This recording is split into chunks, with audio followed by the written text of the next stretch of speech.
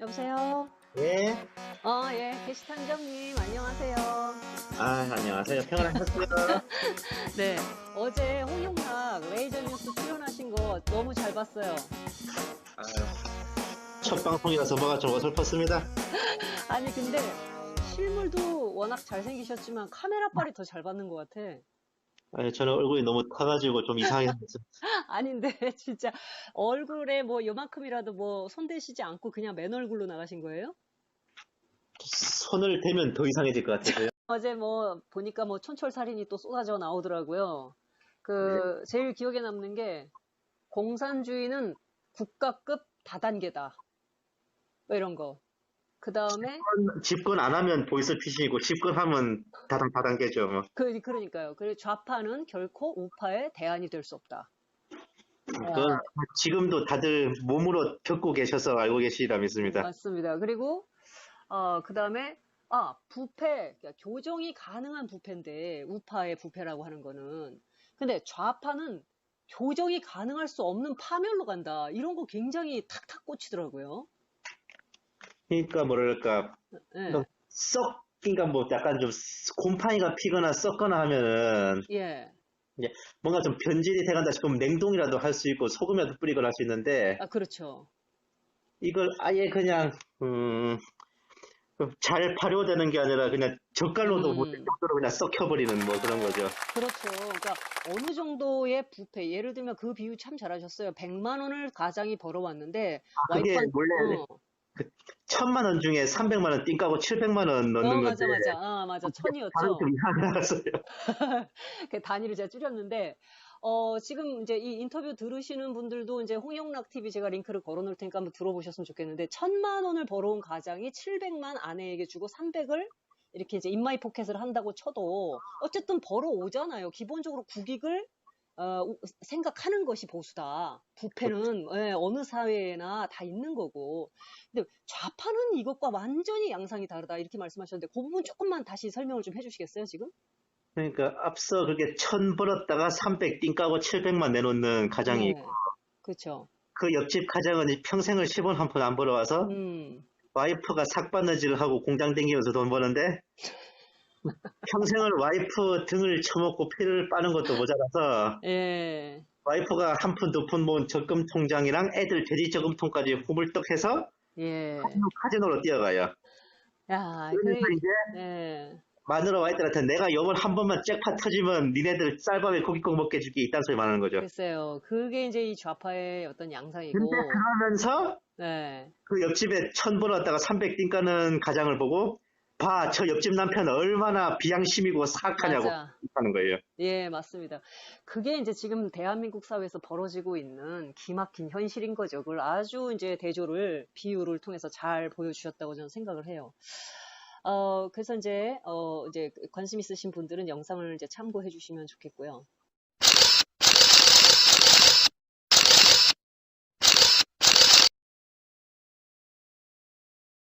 이 사람이 하고 있는 주장들의 세부적인 부분들을 보면서 잘 분별을 못하는 분들은 단지 에서리라는 인물 자체만 가지고 그렇게 얘기할 수 있냐, 이 사람도 뭔가 일리 있는 주장을 하는 거 아니냐 이렇게 생각할 수 있어요. 그래서 골수 친중 조원진의 민낯을 누구보다도 강력하게 주장해왔던 우파 농객 변희재를 근거로 들고 있거든요. 에서리는요.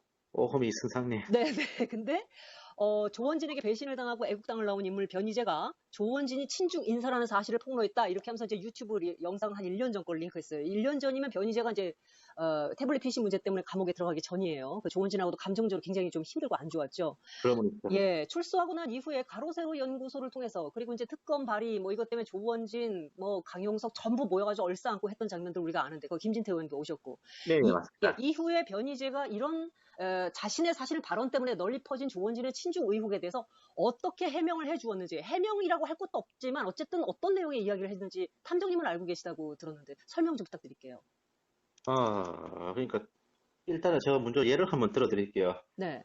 물론 이제 그 당시 2018년 3월 달이었을 거예요. 미디어워치 나온 대로라면은 네네. 유원진 의원의 이런 뭐 친중 의혹에 대해서 변희재 대표가 의혹을 제기한 거는 맞아요. 네. 근데 일단 어쨌든 변희재 대표가 나온 뒤에 조원진 의원과 같이 이제 태블릿 PC의 의혹을 밝히기로 의기투합을 했지 않습니까? 예. 근데 그 이전에 그 내용들을 가지고 아직까지 조원진을 물고 늘어진다는 건요. 음. 옛날에 그 노동당 국제비서 지냈던 황장엽 선생 아시죠? 예. 아, 예, 예. 그분이 북한의 주체사상을 만든 사람 아닙니까? 그렇죠. 근데 그분이 우리나라에 귀순해서 넘어와서 이제 거의 반공 우파의 기둥으로 활동하셨잖아요. 네네. 근데 그분이 귀순하기 전에 주체사상 만들어들어가지고 야이 빨갱이 황장엽아 하면 말이 돼요? 아, 그렇게 보시는군요. 그러면, 그리고 네네. 제가 거기서 봤을 때 제 생각에는 그래요. 조금 조원진 의원이 뭐랄까 일단 박근혜 대통령의 탄핵을 반대하고 예. 그리고 이제 이런 문재인 좌파 정권과 싸우고 하는 것에 대해서는 정말 뭐 이견을 제시할 그러니까 이견을 낼 바 없는 정확한 스탠스가 있었는데 네네.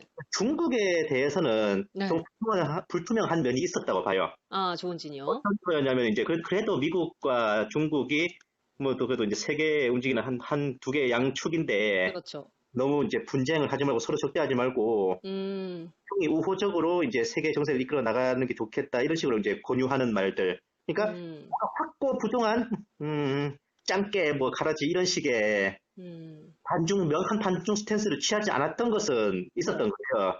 근데 그거를, 거기에 대한 이유는 네네.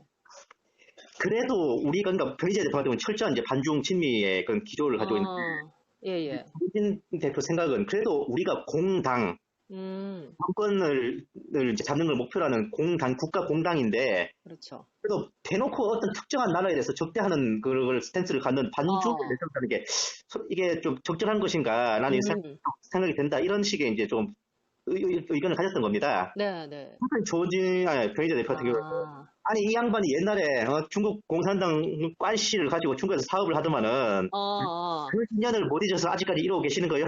아, 그렇군요. 근데 이제 사실 미디어워치 그 기사를 봐도요. 예. 2016년 8월에 이제 사드 배치가 결정되면서 중국과 우리나라가 끊어지지 않습니까? 네네네. 근데 문제는 조원진 의원도 사실은 그때 박근혜 대통령을 따라서 중국과의 관계를 거의 정리를 했어요. 아, 그, 그런가요? 그 근거가 이제 그 미디어워치 기사도 나오는데 아, 각 연도별로 이제 사업이 어떻게 되냐 쭉 이제 뭐 연간 매출 지분율 설명해 주는데 음, 맨 마지막에 2016년에서 2017년 여기는 아예 부동산은 없고 음, 회사는 연간 매출 200만 원으로 끝이에요. 아, 근데 회사가 연 매출 200만 원이면 그 사업 접은 거죠, 거의. 망한 거죠. 예, 예. 그러니까 딱 박근혜 대통령의 사드 배치가 찬성되고 하하. 그리고 조원진 의원이 직접 내려가서 사드 배치 찬성 이런 시위까지 막 이끌고 하면서 아, 이 사람들 결국 중국 공산당하고 관시고 있던 관시도 다 없어진 다, 거예요, 그때. 다 깨진. 아, 지금 이 말씀하셨어요. 조원진이 사드 배치 찬성하는 운동을 했다. 앞에 네, 집회 시위를 인도했다. 네. 아, 근데 이런 부분들을 보면서도 여전히 친중이라고 계속 몰아갈 수 있는 건가요? 거기에 대해서 아니, 이게 제가 지금 복잡해하는 게 뭐냐. 어떤 발언, 즉 어떤 텍스트는 어떤 컨텍스트에서 나왔느냐를 봐야 되는 거잖아요. 이게 상식 아닙니까?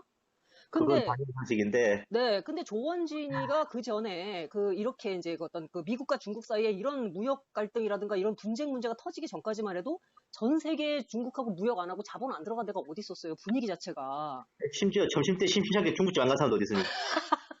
그런, 그런 분위기와 그런 상황과 조건 하에서 나왔던 발언과 행동들을 그 상황의 맥락에 맞춰서 우리가 해석을 해줘야 되는데 전혀 다른 맥락에서 그 발언 몇 가지를 띄워와가지고 갖다 놓아서 마녀가 안 될 사람이 누가 있겠느냐 말이죠. 아니 그래서 그런 식으로 따지면은 예수님도 네네. 이상한데요. 아니, 그러니까요. 이제 그게 이단 사이비 만들기 참 딱 좋은 얘기입니다. 그런 식으로 중세의 마녀들 많이 이렇게 잡아 죽였죠. 네. 예, 그런데 이제 지금 어쨌든 바로 그 변희재가 상당히 사감을 가지고 또 본인의 어떤 그 강한 그 자기 나름의 신념에 맞춰서 조원진을 평가하면서 나왔던 그 발언들 때문에 지금 현재 상당히 좀 변희재 자신도 지금 어려움을 겪고 있어요. 몇몇 사람들은 지금 변희재가 뭐 조원진하고 손잡고 무슨 야합을 했다는 식으로 이제 비난하는 사람들도 있어요. 맞습니다. 네, 근데 이제 어쨌든 그거는 그런데 지금 우리가 지금 중요하게 보는 거는 기독교 우파 내에서 계속적으로 이런 음모론을 일종의 퍼뜨려가면서 아주 근거 있는 것처럼 사실 음모론을 퍼뜨려가는 에스더 리에 대해서 우리가 지금 뭔가 얘기를 좀 해봐야 되는데, 네. 예, 지금 이제 에스더 리의 방금 이 글의 11번을 보면 박근혜 전 대통령의 선택, 위장 극우 꼭두각시 친중 조원진이라고 하는 소제목이 달려 있어요. 예. 여기 지금 공산당 전략 중 한 가지가 자기들의 꼭두각시를 극우로 위장시키고 그 위장된 꼭두각시를 통해 열혈 우파 시민들의 지지를 얻어내고 우파를 분열 무력화시키는 것입니다. 이렇게 써져 있어요. 그렇죠. 예. 그러면서 이는 전형적인 공산당 전략이다. 그런데 박근혜 대통령 왜 친중 조은지가 손을 잡은 걸까요? 이렇게 질문을 했어요. 그러면 박근혜 대통령이 지금 공산당 전략을 쓰고 있다라고 봐도 무방하지 않습니까? 지금 이 글로 봐서는? 누가 보면 뭐 친중 조원진 의원 혼쭐하겠습니다. 아니, 읽다 보면요. 진짜 잘 모르는 사람들은 어리버리하겠는데, 이게, 예, 이 내용을 아는 사람이 보면, 말하듯이 지금, 무슨 조원진 호예요? 이게 웃음밖에 안 나는 거예요. 이게 도대체 이 정상적인 지성을 좀 가지고 정말 팩트를 가지고 치열하게 자리 판단을 해서 쓰는 글이 전혀 아니다라고 보고 있는 게 굉장히 흥분돼 있어요. 지금 스스로의 어떤 논리에 도취돼서 이렇게 들어가고 있는 것들이 이렇게 보이는데요. 그렇다면 박근혜 대통령도 지금 공산주의자라고 사실상 말을 하고 있는 거예요. 그렇죠. 참. 이게 지금 조원진을 박근혜로부터 그래도 떼내서 트로이 목마 같다 뭐 이렇게 얘기하는 게 아니라 앞에서 박근혜에 대해서도 상당히 수상쩍은 행적들을 쭉 이렇게 끌고 갑니다. 그 전승절에 참가했던 거. 뭐 이제 미국으로부터 그 신뢰를 잃었다. 그래서 미국 정가에서 박근혜가 탄핵당했을 때 돕지 않았던 게 바로 그런 것 때문에 신뢰를 잃은 거다. 이제 이런 얘기를 해요. 그런데 지금 그러면서 이제 계속 친중 조원진을 선택하는 우파는 틀렸다. 이렇게 얘기하고 있어요. 제가 참 유감스러운 말씀인데 네네. 극우로 위장하는 거 참 힘듭니다. 그러니까 국민 다수가 좋아하는 것으로 위장을 해서 아니, 현혹을 그게 공산당적. 잠깐만. 탐정님, 소리가 멀어졌다 가까워졌다 하는데 이게 녹음을 하지 않은 제대로 녹음이 돼야 우리가 시청자들께 이제 구독자님들께 잘 들리니까 소리 조금만 오디오를 조금만 가까이 해주세요. 네. 예, 알겠습니다. 이게 극우로 위장하는 게 왜 어렵냐면요. 네네. 그러니까 아무리 뭐 자기가 좌파인 걸 종북인 걸 숨기겠다 그래도 예. 김정은 개새끼 소새끼 할 수 있어요? 지금 집권 여당인 더불어민주당의 대표인 이해찬 씨는 중국의 시진핑을 만나러 가서 4대의 예를 갖췄습니다. 90도로 전하는 모습을 전 국민한테 보여줬습니다. 그것은 대한민국의 지도자로서의 자격이 없는 겁니다. The leader of the ruling party, Lee Hae-chan, he went to China to meet with their leader Xi Jinping, and he bowed 90 degrees. And this is showing that he doesn't have a qualification to be a leader of South Korea. 앞으로 중국은 굉장히 어려운 상황이 됩니다. 지금 미중 간의 무역 전쟁뿐만이 아니라 동서평은 유엔에다가 이렇게 씁니다.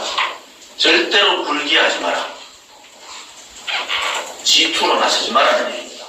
그런데 시진핑은 자기의 권력을 위해서 불기를 선택해버리고 1대1로의 정책을 선택했습니다.